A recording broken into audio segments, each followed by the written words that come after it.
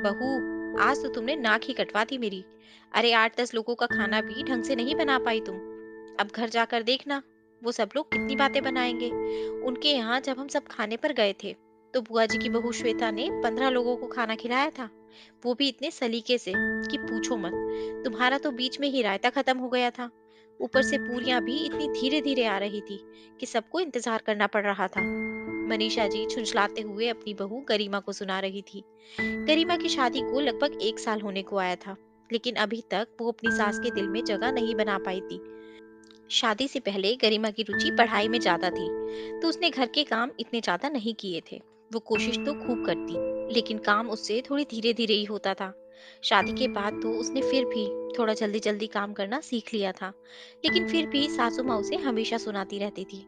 मनीषा जी की आदत थी कि वो अपने घर परिवार और मोहल्ले में आई बहुओं से हमेशा गरिमा की तुलना करती रहती थी। आज मनीषा जी ने अपनी बुआ सास के पूरे परिवार को खाने पर बुलाया था। उन सब लोगों के खाने का जिम्मा उन्होंने अपनी बहू गरिमा पर डाल दिया था।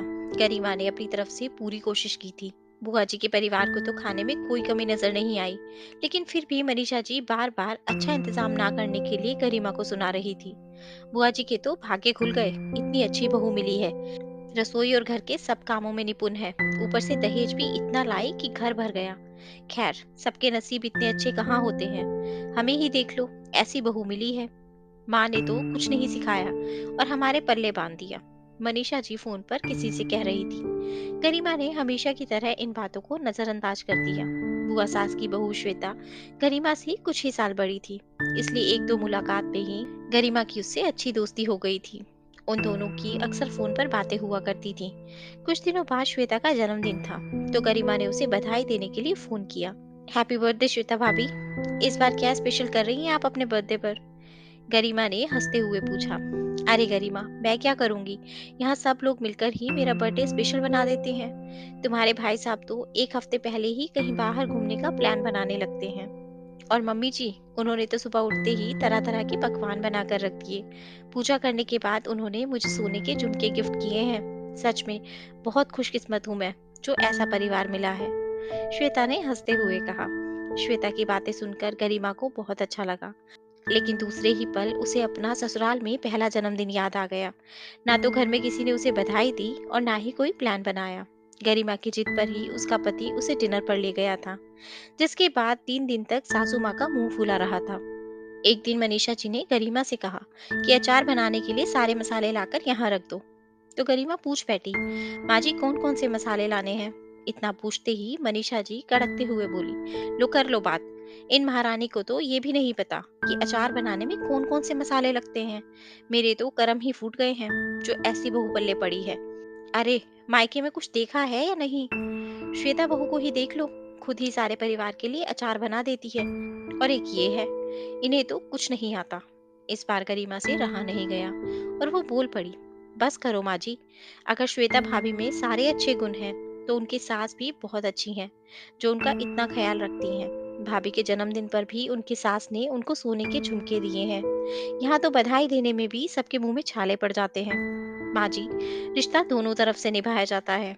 मानती हूँ, मैं सारे कामों में निपुण नहीं हूँ, लेकिन क्या आपने कभी एक अच्छी सास की तरह मुझे कुछ सिखाने की कोशिश की है? बस हमेशा मेरी परवरिश और संस्कारों पर उंगली उठाती हैं। यदि आप चाहते हैं कि मैं श्वेता भाभी की तरह एक अच्छी बहू बनूं, तो आप क्यों नहीं उनकी सास की तरह एक अच्छी सास बन जाती? क्या कभी आपने सुना है कि बुआ जी ने अपनी बहू के बारे में किसी के सामने कुछ भी कहा हो? वहीं आप खुद को देख लीजिए। मैं कोई गलती ना भी करूं, तो आप मेरी पिछली गलतियां उठा लेती हैं। माँ जी, मैं कोशिश तो कर रही हूँ सब कुछ सीखने की, फिर क्यों आप मुझे हर वक्त कटघरे में खड़ा रखती हैं? सासू माँ, मैंने शादी की है, ना कि किसी प्रतियोगिता में हिस्सा लिया है, जो कि मुझे फर्स्ट आना है। कहते कहते गरिमा रो पड़ी। मनीषा जी को आज गरिमा ने आईना दिखा दिया था, जिसमें वो खुद को एक बुरी सास के रूप में नजर आ रही थी। वो जिस तरह अपनी बहू की अपेक्षा कर रही थी, कभी खुद को वैसी सास बनाने की कोशिश नहीं की। आज उन्हें समझ में नहीं आ रहा था कि अब आगे क्या जवाब दें। बहुत हिम्मत कर कर बोली, चुप हो जा बहू, मैं भूल गई थी कि तुलना सिर्फ बहू की ही नहीं, सास की भी होती है।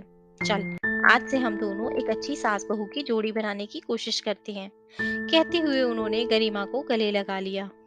दोस्तों, आशा करती हूँ आपको ये कहानी अच्छी लगी होगी और ज़रूर कुछ नया सीखने को मिला होगा।